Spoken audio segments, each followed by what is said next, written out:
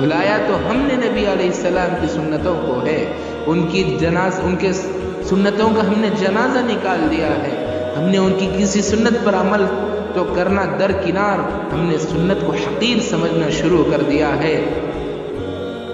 ہم چاہتے تو نبی علیہ السلام کی ایک ایک سنت کو، ایک ایک سیرت کو، ایک ایک پہلو کو ہماری زندگی میں داخل کر لیتے، لیکن نہیں، ہم نے غیروں کے طریقوں کو اپنایا، اپنے نبی کے طریقے کو ٹھکرایا، اللہ کے احکامات کو چھوڑا، غیروں کے طریقے کو پکڑا۔ اللہ اکبر! کیا یہی ہماری زندگی ہونی چاہیے؟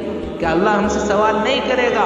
کل قیامت کے دن حضرت حمزہ رضی اللہ تعالیٰ عنہ ہم سے پوچھیں گے، اس دین کے خاطر میری ناک اور آنکھ کان کاٹ دیے گئے۔ حسن حسین کہیں گے، اس دین کے خاطر ہم سولیوں سے لٹک گئے، ہم کو زہر دے دیا گیا، ہمارے بچے شہید ہو گئے، کیا تم ہمارے دین کے لیے، ہمارے نانا کے دین کے لیے کیا کر کے آئے ہو؟ ہم کیا جواب دیں گے میرے بھائی؟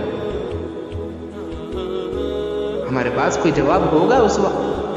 نہیں، ہاں لا ادری کے سوا کوئی جواب نہیں ہوگا۔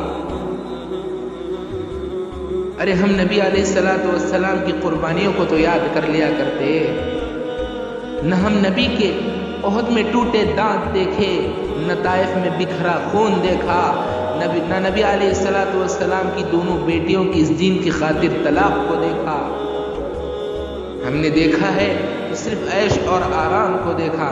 نبی علیہ السلام کی زندگی کے وقعت اور ان کی اہمیت اور ان کی ضرورت ہماری زندگیوں سے نکلتی جا۔ بھلایا تو